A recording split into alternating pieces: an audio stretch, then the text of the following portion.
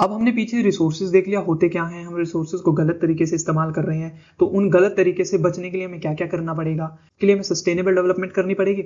और हमने एक सस्टेनेबल डेवलपमेंट का एग्जांपल भी देखा भी कैसे दुनिया में एक कोशिश की गई थी सस्टेनेबल डेवलपमेंट को अचीव करने के लिए। अब आगे हम रिसोर्सेज को डिटेल में देखते हैं। थोड़े कुछ ऐसे रिसोर्स हैं जो हर एक जगह होते हैं और बहुत ज्यादा जरूरी होते हैं। उसमें से सबसे पहला रिसोर्स आता है हमारे पास लैंड रिसोर्स। लैंड एक ऐसा रिसोर्स है जो कि सबसे ज्यादा जरूरी है, क्योंकि जितने भी हमारे काम है वो सारे जमीन के ऊपर किए जाते हैं और ये लिमिटेड अमाउंट में होता है, यानी इसे हम बढ़ा नहीं सकते, सो जिसके कारण हमें इसे बहुत केयरफुली यूज करना पड़ेगा। अब लैंड जो है उसकी इतनी ज्यादा इंपॉर्टेंस क्यों है? सबसे पहले तो क्या है, जितनी भी हमारी क्रॉप्स है, नेचुरल वेजिटेशन है, वो सब इसके ऊपर लगता है।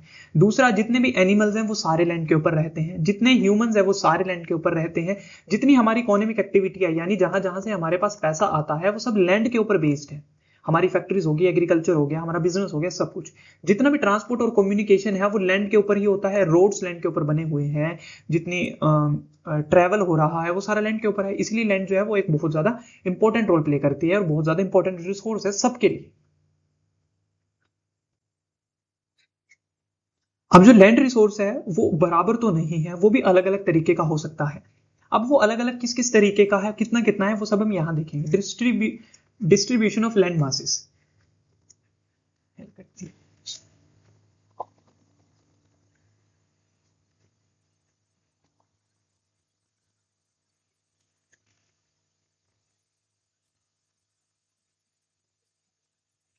Distribution of land masses. Distribution of land masses का मतलब क्या है, जो हमारी लैंड है वो अलग अलग तरीके से बटी हुई है। वो तीन तरीकों से बटी हुई है। सबसे पहले प्लेन्स, यानी जो फ्लैट लैंड्स होती हैं, ये लार्जेस्ट शेयर है लैंड का, हमें दिख रहा है 43% इन दोनों से ज्यादा है। ये फ्लैट लैंड होती है, यानी सीधी होती है, जो हमें ज्यादातर देखने को मिलती है हरियाणा, पंजाब, बिल्कुल सीधी लैंड होती है वो। इस पे एग्रीकल्चर बहुत अच्छा होता है, इस पे इंडस्ट्रीज बहुत ज्यादा इजीली लग जाती हैं और ये डेंसली पॉपुलेटेड, यानी यहाँ पर पॉपुलेशन बहुत ज्यादा होती है, क्योंकि यहाँ पर घर बनाने बहुत आसान होते हैं। सेकंड क्या है, माउंटेन्स। माउंटेन्स जो है वो 30% है टोटल एरिया का। ये क्या है, ये हेल्प करते हैं पेरिनियल वाटर में, यानी ऐसी माउंटेन से ऐसी रिवर्स निकलती हैं जो पूरे साल चलती है, एनुअली। ऐसा नहीं है सीजनल भी बारिश आई और तब उनके अंदर पानी आएगा। माउंटेन के अंदर से ऐसी, अब गंगा है, गंगा क्या है, उसके अंदर 12 महीने पानी रहता है, तो वो कहां से आ रही है, माउंटेन से आ रही है। माउंटेन्स दूसरा टूरिज्म के लिए बहुत ज्यादा फेमस है, जैसे वैष्णो देवी हो गया, हिमाचल के अंदर हिल्स हो गया, ट्रैकिंग होगी, वो सब क्या है, माउंटेन्स है, वहां पर टूरिज्म बहुत ज्यादा है। इकोलॉजिकल बैलेंस, यानी हमारी जो रिवर्स है, हमारी जो लैंड है, हमारा जो एनवायरमेंट है, उसको बैलेंस करने में माउंटेन बहुत ज्यादा हमारी मदद करते हैं। थर्ड क्या है, प्लेट्यू। प्लेट्यू क्या होते हैं, एक तरीके से घाटियां जिन्हें बोलते हैं ना, घाटियां। ये फ्लैट लैंड भी नहीं होती, ये बड़े बड़े माउंटेन्स भी नहीं होते, आप इन्हें मान लीजिए ये ऐसे बीच में होते हैं। ठीक है, इनके अंदर मिनरल्स बहुत ज्यादा मिलते हैं, फोसिल फ्यूल, कोल, पेट्रोलियम, ये सारी चीजें इनके अंदर मिलती हैं। फॉरेस्ट इनके अंदर होते हैं, इंपॉर्टेंट फॉर माइनिंग। माइनिंग, क्योंकि यहाँ पर अगर मिनरल्स मिलते हैं तो यहाँ पर माइनिंग भी होगी। ये ज्यादातर आपने जैसे राजस्थान टाइप में देखा है, राजस्थान में वो छोटे छोटे पहाड़ बोलते हैं ना, जिन्हें घाटियां, वो होते हैं प्लेट्यूज। ये डक्कन प्लेट्यू है जो महाराष्ट्र साइड भी प्लेट्यूज मिलते हैं, उड़ीसा साइड भी प्लेट्यूज मिलते हैं। सो ये सब, इन्हें हम प्लेट्यू बोलते हैं। तो ये तीन चीजें हैं जो हमारे लैंड के डिस्ट्रीब्यूशन से, ये जो तीन चीजें हैं। अब हमने लैंड देख लिया, अलग अलग तरीके के जो लैंड होते हैं। अब उनका यूज देखते हैं। सबसे पहला यूज क्या है, फॉरेस्ट के लिए हम यूज करते हैं, जंगलों के लिए यूज करना। दूसरा क्या है, land under available for cultivation, not available for cultivation, यानी जहां पर हम एग्रीकल्चर नहीं करते। उसके अंदर सबसे पहली आती है बैरन एंड वेस्टलैंड, यानी जो बिल्कुल बंजर पड़ी है, जहां पर कुछ काम नहीं कर रहे। दूसरा क्या है, जो हम नॉन एग्रीकल्चर, उसे हम यूज तो कर रहे हैं बट उसे एग्रीकल्चर के लिए यूज नहीं कर रहे, जैसे बिल्डिंग हो गया, रोड हो गया, फैक्ट्रीज हो गया। अब वो यूज तो हो रही है बट एग्रीकल्चर के लिए यूज नहीं हो रही। अदर अनकल्टिवेबल लैंड, यानी अनकल्टिवेबल का मतलब वही जिन पर एग्रीकल्चर नहीं हो रहा, इन दोनों से हटकर। Permanent pasture and grazing land, यानी जो जानवरों को चरने के लिए जो जगह होती है वो यूज तो कर रहे हैं बट वो एग्रीकल्चर यूज नहीं है। सेकंड क्या है, land under miscellaneous tree cropping. Miscellaneous tree cropping का मतलब क्या है, ये आपकी जमीन है, यहाँ पर आपने थोड़े से ट्री लगा दिए, यहाँ पर लगा दिए, यहाँ पर लगा दिए, बाकी जगह बंजर पड़ी है, यहाँ पर आपने चार चार पांच पांच ट्रीज लगा दिए। अब ना तो वो एग्रीकल्चर है ना वो वेस्ट लैंड है, तो वो थोड़ा सा यूज हो रहा है, कुछ यूज भी नहीं हो रहा, तो वो अनकल्टिवेबल लैंड है, उस पर हम एग्रीकल्चर नहीं कर रहे। नेक्स्ट आती है कल्चरेबल वेस्ट लैंड, यानी एक ऐसी जमीन जो कि कल्चरेबल तो है, यानी जिसके ऊपर हम खेती तो कर सकते हैं बट आपने उसे खाली छोड़ा हुआ है, बंजर छोड़ा हुआ है। तो इसकी कंडीशन क्या है, ये किन जमीन, कौन सी जमीन को बोलते हैं, एक ऐसी जमीन जिस पर हमने खेती किए हुए हमें 5 साल हो जाते हैं, यानी 5 साल से ज्यादा साल हमें हो गए हैं उस पर खेती की हुई, यानी 5 साल से हमने उसके ऊपर कोई भी फसल नहीं लगाई है, उसे हम बोलते हैं कल्चरेबल वेस्टलैंड, यानी इस पर हम खेती तो कर सकते हैं बट हमने की नहीं। फोर्थ है फैलो लैंड्स। फैलो लैंड्स के अंदर आता है करंट फैलो। करंट फैलो वो होता है जिस पर हमने 1 साल से खेती नहीं की हुई, यानी उसे हमने 1 साल के लिए खाली छोड़ दिया, ठीक है, उसे हम बोलते हैं करंट फैलो। और अदर देन करंट फैलो वो होता है जो 1 से लेकर 5 साल तक खाली हो। अब देखिए कल्चरेबल सबसे पहले हमने देखा था जो 5 साल से ज्यादा के लिए ऐसे ही वेस्ट पड़ा हो, वो है कल्चरेबल वेस्टलैंड। फिर क्या था 1 साल से कम के लिए, उसे बोलते हैं करंट फैलो। अगला है जो 1 से लेकर 5 साल तक खाली पड़ा हो, उसे बोलते हैं हम अदर देन करंट फैलो, ठीक है। तो ये 3 तरीके के करंट फैलोज होते, ये 3 तरीके के नॉन एग्रीकल्चर यूज होते हैं। नेक्स्ट क्या है net sown area. Net sown area वो होता है जिस पर हम एग्रीकल्चर करते हैं, यानी टोटल जमीन जिस पर हम एग्रीकल्चर करते हैं उसे हम बोलते हैं नेट सोन एरिया। अब यहाँ पर ये डाटा दिया गया है आपको, अब यहाँ पर ये डाटा दिया गया है जर्नल लैंड यूज 1960 और 61 का, और 2019 और 2020 का। इसके अंदर ये कुछ अलग अलग वो बताए गए हैं, जैसे ये फॉरेस्ट एरिया है, ये कल्चरेबल, ये barren land and culturable land है। सो आप इनको दोनों को कंपेयर कर सकते हो कि 1960 में 18.11% फॉरेस्ट लैंड था, यानी इतनी एरिया में फॉरेस्ट लगाई जाती थी, और 2020 के अंदर इतने में फॉरेस्ट लगाई जाती है। पहले के टाइम पर 12% जो जमीन थी वो वेस्टलैंड में पड़ी थी, और 2020 के अंदर सिर्फ वो घटकर 5% रह गई है। तो इस तरीके से आप इस पूरे डाटा को कंपेयर कर सकते हो, एक बार इन्हें पढ़ सकते हो। नेक्स्ट टॉपिक है लैंड यूज पैटर्न। अब हम देखते हैं वो जो हमने जमीन का हमने डिस्ट्रीब्यूशन देखा था, अब उसे देखते हैं हम उसे यूज किस तरीके से करते हैं। हाउ लैंड इज यूटिलाइज्ड, यानी यूज किस तरीके से की जाती है। अब कुछ फैक्टर्स देखते हैं जिनके बेसिस पर, जिनके ऊपर हमारा लैंड यूज करना डिपेंड करता है, ठीक है। सबसे पहला क्या है फिजिकल फैक्टर्स।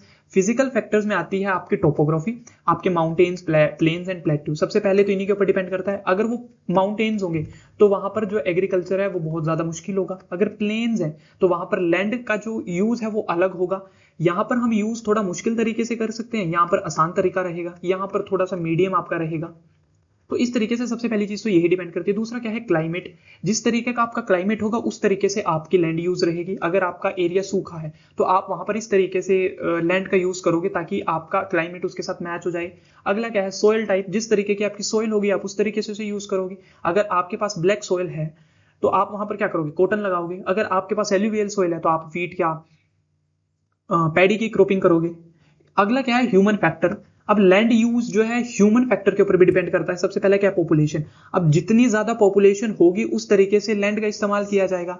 अब यहां पर मान लो ये 2 एरिया है, यहां पर 10 लोग रहते हैं, यहां पर 50 लोग रहते हैं, एरिया सेम है। यहां पर 10 लोगों के पास ज्यादा जमीन आएगी एग्रीकल्चर करने के लिए, यहां पर 50 लोगों के पास कम जमीन आएगी। अब लैंड यूज यहां पर भी डिफरेंट है, ठीक है। अगला क्या है कल्चर एंड ट्रेडिशन। कल्चर और ट्रेडिशन के ऊपर भी है। कुछ कल्चर्स में लैंड को अलग तरीके से इस्तेमाल किया जाता है, कुछ कल्चर्स में अलग तरीके से। टेक्नोलॉजी के ऊपर भी, कुछ के पास टेक्नोलॉजी है तो वो खेती दूसरे तरीके से करेगा, कुछ के पास टेक्नोलॉजी नहीं है वो दूसरे तरीके से करेगा। अगर मेरे पास पैसा और टेक्नोलॉजी है तो मैं शायद अपनी जमीन के अंदर फैक्ट्री लगा लूं, अब जरूरी थोड़ी ना मैं एग्रीकल्चर ही करूंगा, तो वो उस तरीके से डिपेंड भी करता है। अब इंडिया के अंदर देखिए जो इंडिया का टोटल ज्योग्राफिकल एरिया है वो 3.28 मिलियन है स्क्वायर किलोमीटर है।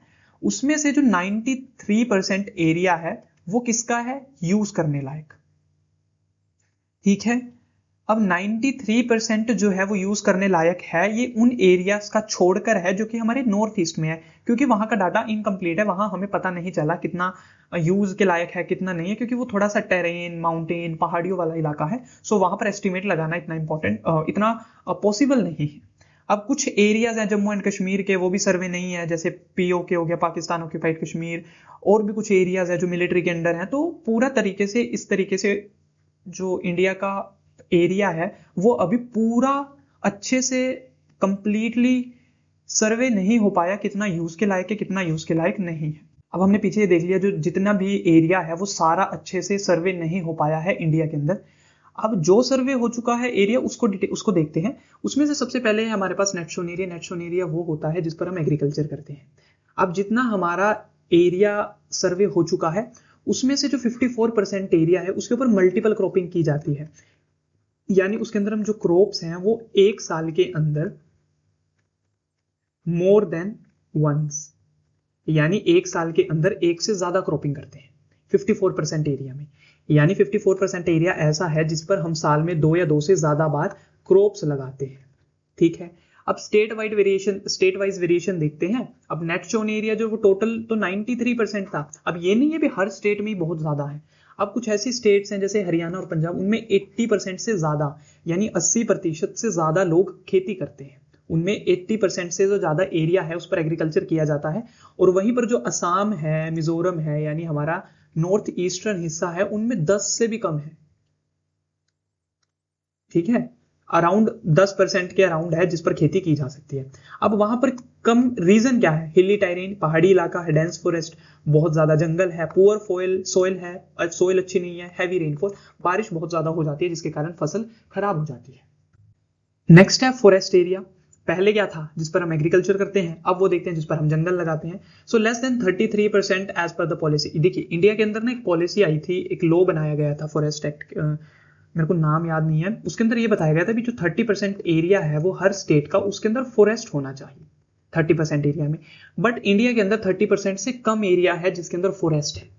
ठीक है, अब फॉरेस्ट क्यों है? Ecological balance. ये क्या करते हैं? जैसे ऑक्सीजन रिलीज करते हैं और हमारी रेनफॉल में भी हमारी मदद करते हैं। सो इसीलिए ये हमारे इकोसिस्टम को बैलेंस करने में मदद करते हैं। लाइवलीहुड पीपल, ये लोगों को क्या है? लाइफ प्रोवाइड करते हैं। कुछ ऐसे ट्राइबल लोग हैं जो इनके अंदर रहते हैं, कुछ ऐसे लोग हैं जिनका फूड इनके ऊपर डिपेंड करता है, इनका फ्यूल इनके ऊपर डिपेंड करते हैं। तो फॉरेस्ट इसलिए हमारे लिए बहुत ज्यादा जरूरी है। थर्ड क्या है? Pasture land. पैस्चर क्या होती है? जो घास चरने के लिए जगह छोड़ती है।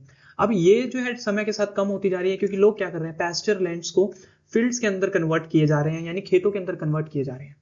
अब अगर पैस्चर लैंड्स जो है वो खत्म होती जा रही हैं तो इससे क्या है? जो फूडर रिसोर्सेज हैं, फूडर रिसोर्सेज क्या होते हैं? जो एनिमल्स का खाना होता है, एनिमल्स का फूड, उसके ऊपर जो प्रेशर बढ़ता जा रहा है। क्यों? क्योंकि पहले क्या था? लोगों के पास पैस्चर्स लैंड हुआ करते थे, यानी बहुत बड़ी बड़ी जमीनें हुआ करती थी जिनके ऊपर घास, भैंस गाय घास चर लिया करती थी। तो लोगों को घर पर कम घास लेकर आना पड़ता था और अपने खेतों में कम घास लगाना पड़ता था।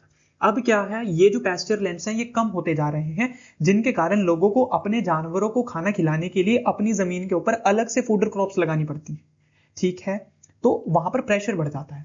अब पैस्चर लैंड से एक और प्रॉब्लम आती है ओवर ग्रेजिंग की।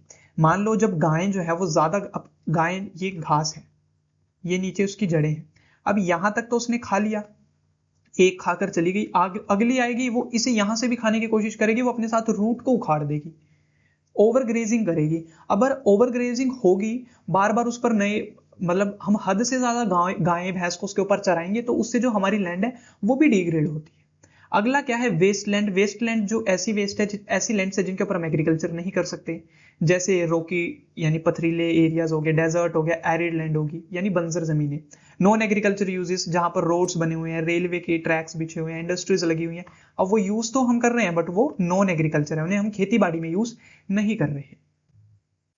हम अब हमने देखा जो लैंड है वो अलग अलग तरीके से हम उसे इस्तेमाल करते हैं, अलग अलग यूजेस है लैंड के। अब जो लैंड का ओवर यूज होता जा रहा है, अब ओवर यूज किस तरीके से हो रहा है? अब मेरे पास एक जमीन थी, मेरे ग्रैंडफादर ने भी उसी के ऊपर एग्रीकल्चर किया, मेरे फादर ने भी, अब मैंने भी। अब हम सेम लैंड को कल्टीवेट किए जा रहे हैं तो लैंड के ऊपर प्रेशर तो बनेगा। सो ओवर यूज हो रहा है लैंड का, हद से ज्यादा इस्तेमाल किए जा रहे हैं उसी। अब पहले एक ऐसी जमीन थी जिसके ऊपर एक फैमिली पलती थी, अब उसी फैमिली के ऊपर, उसी जमीन के ऊपर 4 फैमिलियां पलती है, तो अब उस लैंड को उन 4 फैमिली का पेट भरना है, पहले वो एक फैमिली का पेट भरती थी। सो ओवर यूज किए जा रहे हैं हम लैंड का, जिससे लैंड डिग्रेड होती जा रही है, यानी लैंड की जो क्वालिटी है और उसकी जो प्रोडक्टिविटी है, यानी उसकी जो हमें आउटपुट देती है वो कम होता जा रहा है। अब उसके कुछ कारण हैं जो ओवर यूज कर रहे हैं हम लैंड का, जिसके कारण लैंड डिग्रेड हो रही है, उसके कुछ कारण है। सबसे पहला क्या है? डिफोरेस्टेशन, जंगलों को हम काटते जा रहे हैं। माइनिंग कर कर कर हम, अगर ये एक है, आज से हजारों साल पहले इसके ऊपर खेती की जाती थी, आज के टाइम पर लोगों को पता चला इसके नीचे कोल दबा हुआ है, तो लोग क्या करेंगे? इस मिट्टी को यहां से उखाड़ कर नीचे से कोल निकालेंगे, तो अब ऊपर की मिट्टी उखाड़ दी तो ये खराब होगी ना जमीन। तो इस तरीके से माइनिंग लैंड को डिग्रेड करते हैं। इंडस्ट्रियल एक्टिविटीज, अब जहां पर एक बार इंडस्ट्री लगा दी, अब वहां पर ना तो एग्रीकल्चर होगा और इंडस्ट्री के साथ साथ इंडस्ट्री से गंद निकलेगा, वो आसपास के एरिया को खराब करेगा।